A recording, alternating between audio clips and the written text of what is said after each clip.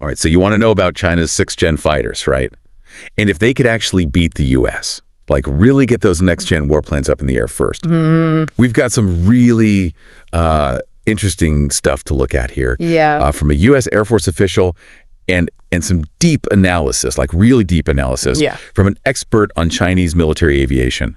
Cool. So what we're going to do, right, is really try to understand not just the timeline, right, which is pretty wild by itself. Okay. But also what it could mean, like for the whole world, you know, if the balance of power in the air shifts. Makes sense. Yeah. The thing that really jumped out at me, like, whoa, is this statement from Andrew Hunter. He's the Assistant Secretary of the U.S. Air Force. Right. And he's basically saying China might actually win this race to get these 6th-gen fighters out there. And he's not subtle about it either, like at all. He's saying things like they could beat us to the punch, you know, no time to lose. Even like they may well beat us when it comes to timing. Wow. It's kind of hard to ignore, you know, like it makes you think, whoa, okay, something's happening here. Yeah. I mean, this isn't totally new, right? Like the Pentagon's been watching China's military get more sophisticated for a while now. Right. Yeah. I guess what's really got people worried now is how fast they're doing it. Like with this really advanced technology, it kind of turns everything upside down. Like we used to think, the U.S. is like way ahead in military stuff, especially planes. Yeah. But now that's not such a sure thing anymore. Yeah, it's definitely not a sure thing, and the speed is a big part of it, right? Absolutely. Like you look at their J-20, it's their 5th-gen stealth fighter, you know. I know the one. Yeah, and it's not just that it's a really good plane, right? It's that they managed to make it for like way cheaper than the U.S. made the F-35. Yeah, like, way cheaper, less than 1/10 of the cost. How'd they do that? Well, there are a few things going on. One is how they approach designing and building things. Okay. They're really good at using stuff they already have, technologies, you know, and putting that into new systems. They don't try to like make everything perfect the first time. Right. They're more like constantly improving, making it better and better. Okay. Then there's the whole testing thing, like how much they test things before they're, you know, ready to go. It's possible they're maybe not quite as strict as the U.S. Yeah. And that lets them get stuff out there faster. Plus, you know, obviously things cost less to make in China. Right. Labor, materials, all that. So all those things together make it much cheaper. So does that mean like they're sacrificing, you know, how good the plane is, the capabilities for speed? That's the big question, isn't it? Yeah. We don't know everything about how well the J-20 actually performs. Right.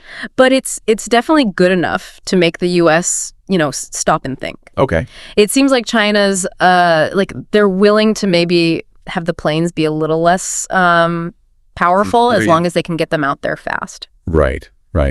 And that brings us to the F-35, right? Which we all know had like years of delays and went way over budget. Oh, yeah. And Abrams, he wrote this book, China's Stealth Fighter. He makes a really interesting comparison.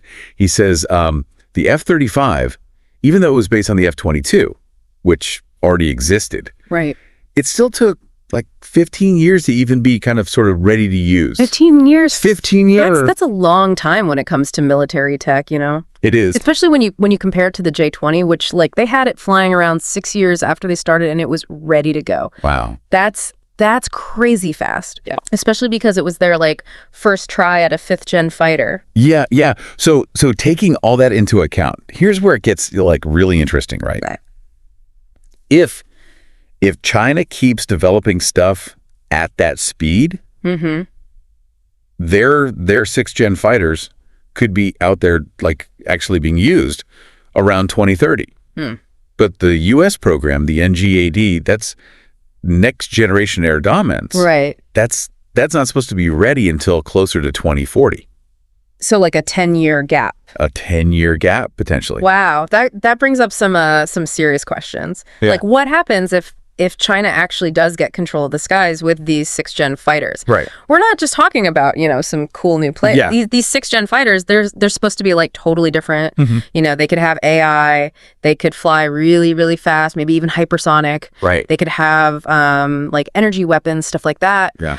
If China gets those out there first, and a lot of them, it could change everything. Yeah. Like the whole balance of power in the world. Yeah. It's not just about like fighting in the air. Right. If they have that kind of advantage, it could affect everything. Absolutely. The conflicts, trade routes, everything. Yeah, and it makes us rethink, like all the things we thought we knew about how the world works. Like if China really does get ahead like that, what happens to U.S. allies in the Pacific? Right. Do other countries have to like pick a side or trying to catch up and build their own their own advanced stuff?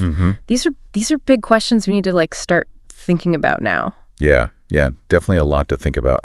I think the main thing here is that China's getting really good at this stuff really fast. For sure. And we can't ignore it. So what do you think? What really stood out to you from all this? What are you thinking about now? Yeah. Still, let us know. This is something we need to be talking about.